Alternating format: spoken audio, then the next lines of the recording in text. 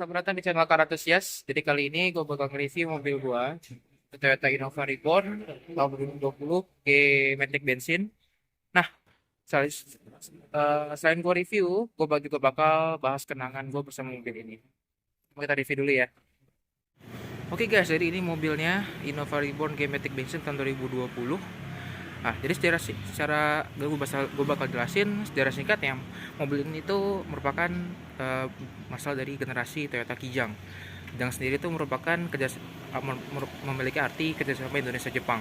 Nah, untuk mobil ini dia itu berada di segmen MPV leather frame atau multi-purpose vehicle dengan chassis leather frame yang sama dengan Toyota Fortuner, Pajero Sport serta Toyota Hilux.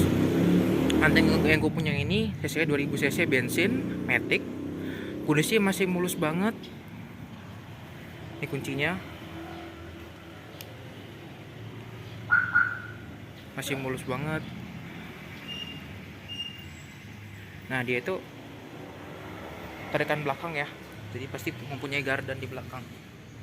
Nah, mobil ini tuh memang benar-benar disukai sama rakyat Indonesia karena memang cocok nih buat di daerah-daerah dengan mungkin jalan-jalan yang banyak tanjakan atau mungkin membutuh daya angkut atau torsi yang lebih besar. Mobil ini cocok, apalagi dengan sasisnya yang tangguh yaitu leather frame.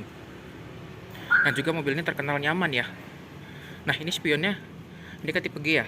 Ini gue udah nambahin retractable, jadi kalau misalkan dia tadi tuh spionnya nutup, dia bakal nutup otomatis kalau kita kunci. Kalau misalkan starter misalnya nih, spionnya bakal buka. Oh iya, jadi ini dalamnya. Nah, kilometernya masih 32.000. Ini mobil benar-benar jarang jalan ya, hanya di garasi aja, dipanasin aja. Kilometernya masih 32.000. Coba kita nyalain.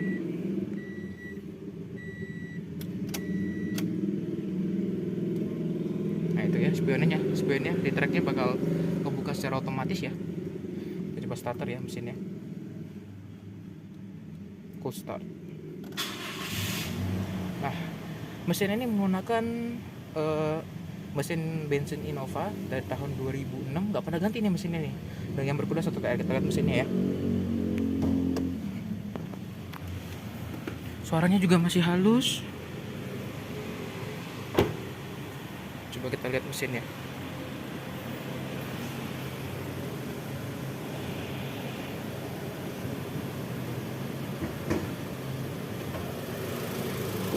Nah, mesinnya menggunakan mesin 2000 cc dari Innova tahun 2006 yang berkuda 1 TR FE.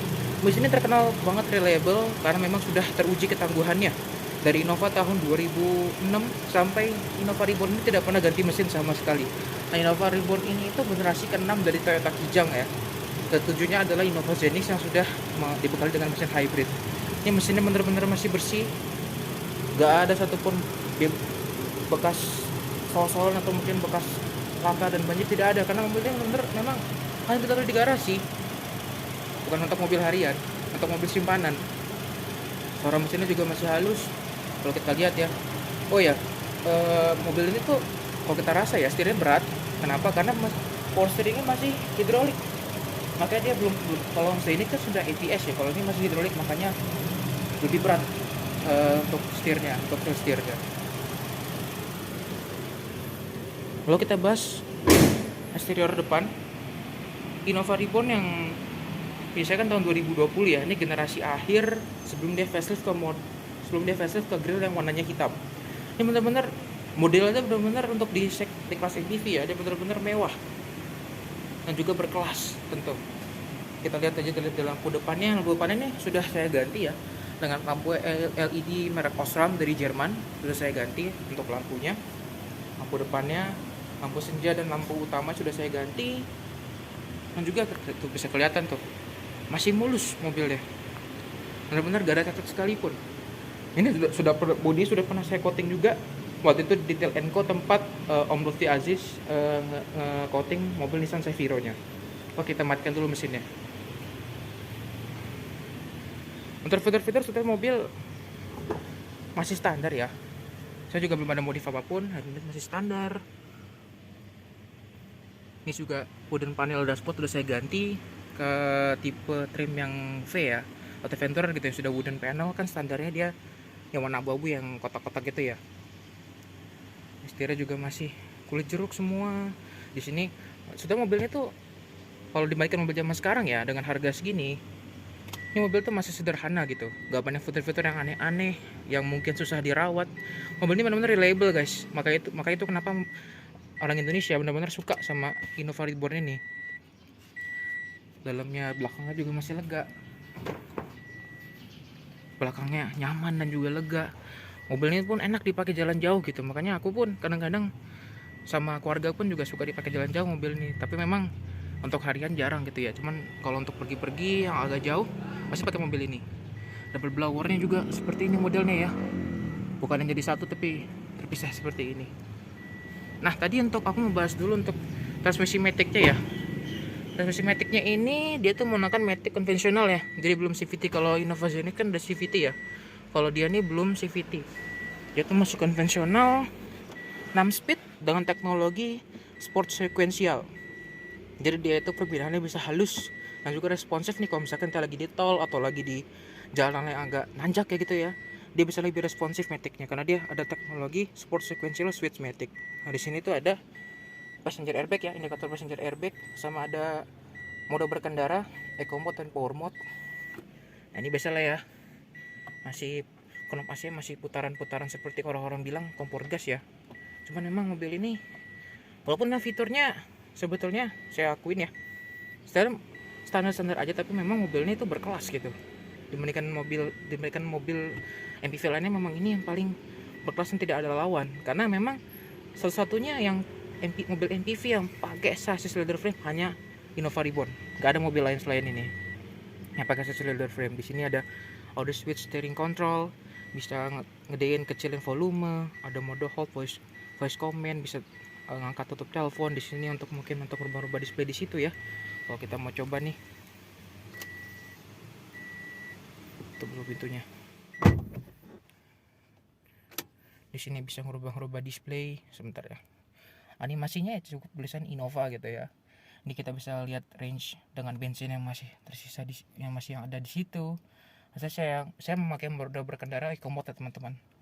Nah ini bisa kita ganti average speednya, rata-rata kita kecepatan jalan berapa, lalu ada elapsed time ya,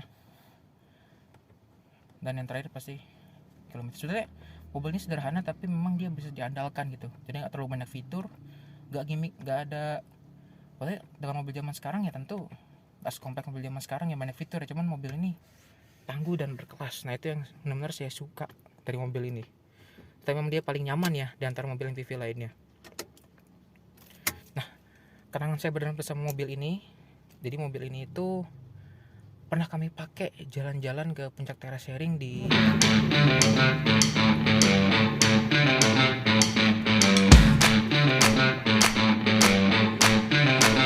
yang lainnya, mungkin ke Dieng. Mobilnya tuh enak banget guys untuk naik-naik gunung dan lain sebagainya gitu. Nah cerita lanjutnya saya lanjutkan, jelaskan lagi ya, ceritain lagi ya. Jadi cerita saya bersama saya panggilnya nih Black ya. Si Black ini dia itu yang ngantarin saya kuliah ke Purwokerto, jalan 8 jam sama mobilnya tuh gak ada bosennya, benar-benar nyaman, gak ada istilahnya apalah mual dan lain sebagainya. Mobilnya benar nyaman guys, dipakai jalan jauh, torsinya enak, terus stabil, dibuat nikung-nikung, nyelip-nyelip, di tol juga dia stabil.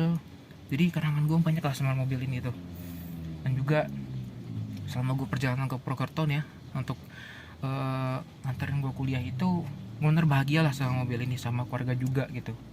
Makanya kenangan gue banyak sama si Black ini, dan semoga dia tetap bagus gitu ya, tetap kerawat, tetap bagus, dan juga tentu kondisi tetap prima.